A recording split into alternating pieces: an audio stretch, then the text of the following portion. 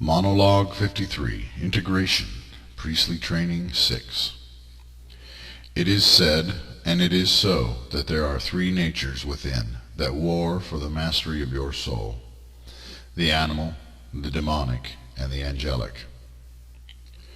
The animal is not truly evil so much as it is instinctual, primal, basic, base, primordial, and carnal. In this work I have termed the animal level the elders and Mother Nature. These are the personified natural archetypes at work within most humans and animals, manifested by the imperatives of breeding and survival.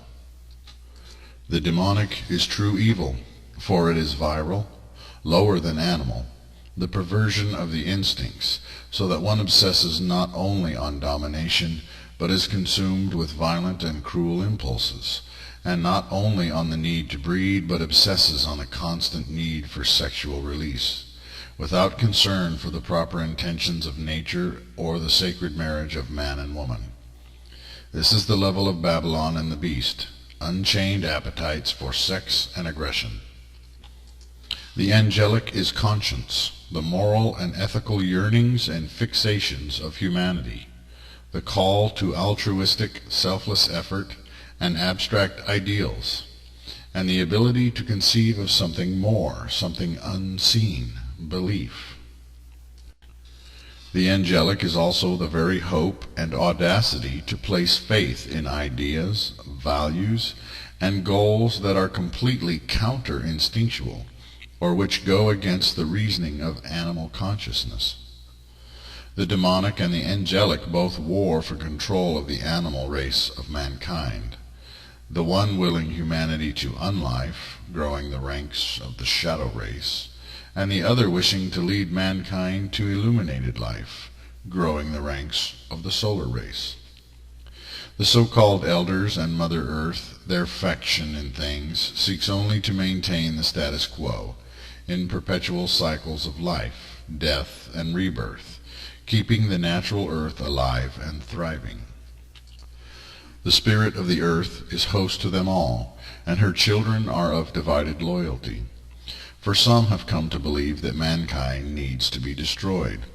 Others feel that they must maintain the cycles as they are, and still others wait for a sign and salvation from the Creator, and have aligned themselves with the archangels. Indeed, even the elders themselves have been forced in recent decades to choose. So rather than simple good or evil, heaven and hell, there are in fact three polarities and three primary divisions in the world, as well as within your own soul. The children of darkness have become adept at masquerading as light-bringers, and the new morality of the secular humanistic age is merely a rejection of the standards that were set by the light through its messengers, the prophets. The true devil, which I have termed Abaddon, but who is known by many names throughout history, is the dark hydra of entropy, and its children of anti-life ever labor for the victory of chaos, darkness over light as you might perceive of it. The shadow lords hope to force God's hand, or the hands of the archangels, so that God will destroy the world for them, due to the rebellion and sin of humanity against the Creator's express will. There are those who would teach you to banish the animal and the demon within you, and would demean those who fail, even as those who demean others have themselves never achieved the goal they impose on others. I tell you truly that unless you face the bestial and the demonic nature, you will spend your life divided within, and living in the way of hypocrites. A hypocrite is not a believer who sins, but is a sinner who is not honest about being a sinner. Every believer will sin, or will fail in ways small and great to live up to the angelic measure, and yet the truthful one admits his or her faults, asks for forgiveness, and keeps on trying.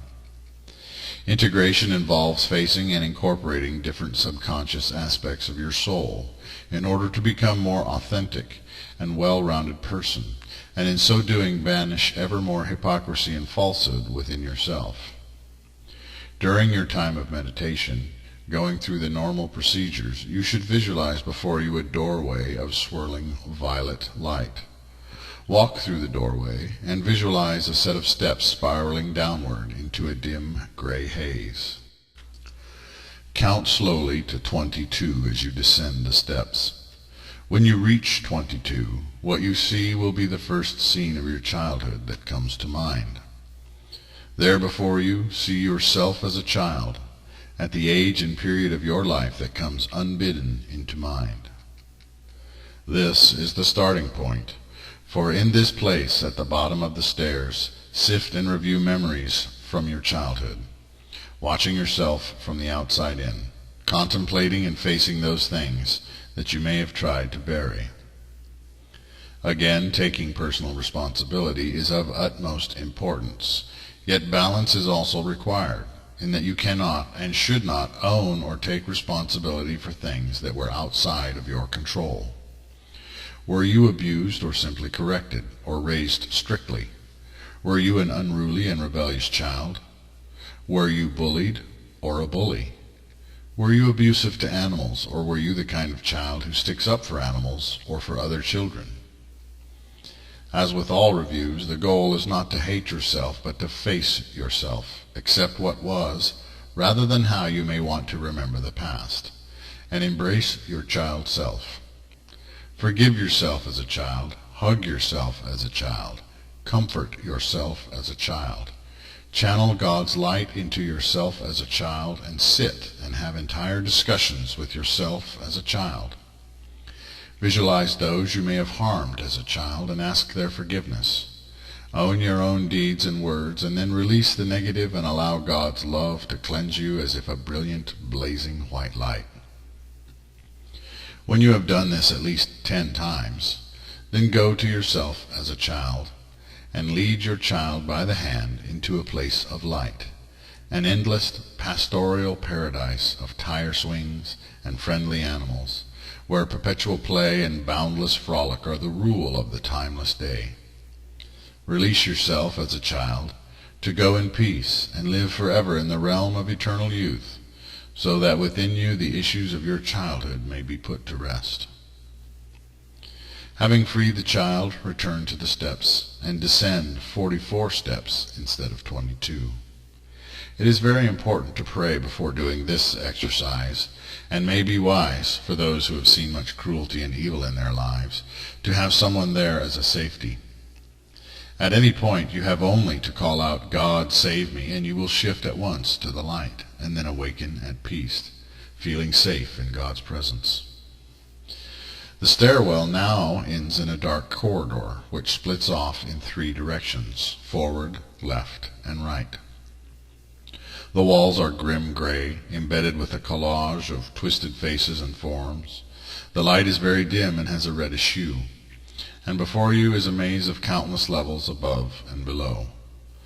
The bones and ghosts of your past, including those of your past lives, are entombed in the walls of this unholy realm, and an evil, hostile presence permeates the whole of it, unseen and malignant. Insects, reptiles, monstrosities out of your nightmares are made manifest and populate the labyrinth, with hidden chambers and many pitfalls scattered here and there. The goal is to descend lower and lower into everything you have ignored, repressed, and tried to hide from the world and from yourself, seeing and knowing your own chambers of sin and lairs of self-deception. Chambers of writhing bodies forever locked in lusty orgies of unclean flesh and perverse expression. The tortured chambers where your enemies, all who have hurt you, have been punished in your mind and heart over and over again, because you cannot or have not forgiven or rectified the past. The rooms where guilt still lives, your acts of cruelty replayed without end. The library where every evil thing that has ever been done to you and where every evil you have ever done to others are stored and never truly forgotten. Each addiction and every sin has its home in this realm of undeath and living darkness, where your karmic debts slither and your fears crawl unchecked. Fears and prejudices, addictions and obsessions, jealousy and vain aspiration are housed each in their own sanctum.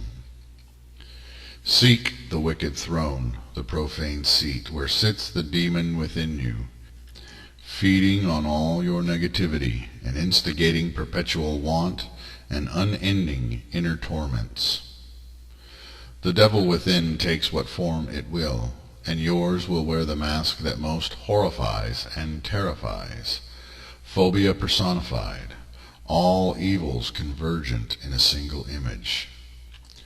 The instinct is to attack, to destroy the unholy abomination, and indeed visualize that it attacks you on sight, with all of its might and power, sending into your mind images and words that bring guilt and make you feel unworthy, or seeking to seduce you to its perspective.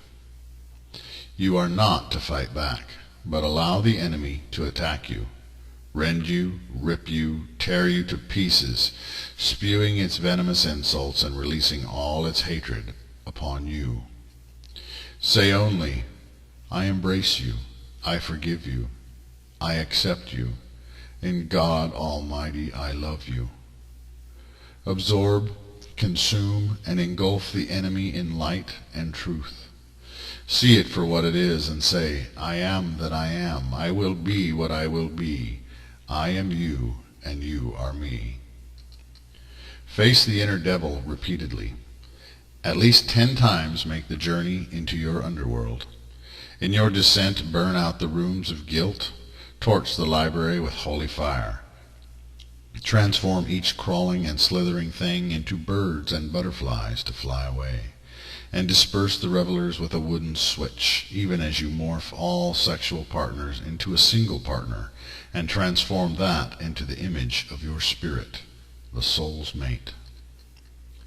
Name your devil, and then banish fear with love, and hatred with forgiveness. Dissolve the devil into the fullness and wholeness of your living soul, the union of soul with spirit. When the underworld is an empty and abandoned prison, infuse every wall and floor with the white golden fire of God, and make a place of solitary retreat and contemplation, a safe fortress of introspection. In absorbing and dispersing your devil, the throne of your underworld is yours, and the darkness thereof becomes a sanctuary for your secret self. The inner demon should become then an animal figure, a totem in the ancient shamanistic way of thinking, and a faithful companion that serves your interests. You cannot banish your lower nature, but you can make peace with it, and find compromise in the middle ground between the extremes of burning light and fiery darkness. Lastly, having completed the integrations of the child and the demon, and before this having wed your own spirit, you may descend to the throne room of your underworld, and there behind the throne discover a spiral stairway of gold that leads upward in 55 steps. Count slowly and do not rush. There is an archangel that appeals to you as per your order or sash, and into the realm of that archangel you shall ascend. I will not give you the details of such a vision, for the realm of your archangel, patron, teacher, shall be manifested according to your needs and nature. Each archangel has a palace, their retreat within their own temple to the Most High, and you must seek out that house of holiness, and there meet your teacher before the altar of God. It may be of aid to you in visualization to use imagery associated with the monotheistic and mystical teachings your archangel has given to mankind and the cultures thereof. In meeting your archangel, embrace, do not bow. You may bend at the waist in honor and respect, but do not kneel. And there converse. The form your archangel takes is up to you also, and any form is truly an illusion for your benefit. They are entities of light, fire, and consciousness, and have neither human gender or need for human clothing. Yet you may need to visualize a form and clothing, and as such feel no guilt in doing so, as long as you understand that they do not have human form, and as long as you do not seek to make an image or idol of the archangel. The archangels are the unseen high priests of each of the 7 orders of the way, and shall instruct you in the path of your sash. They are not gods, neither a replacement for God, but should always be viewed as older siblings, elders, teachers, counselors, and friends. Each of the 7 has a personality that corresponds to the agenda of the order that it represents. Moreover, if you are truly listening, they will not tell you what you want to hear, but what you need to hear, and sometimes what they say can be quite harsh-seeming, in that they are truthful, yet truth without cruel intent or a desire to offend. In having done each level of integration at least 10 times, you may say that you have completed the 6th degree.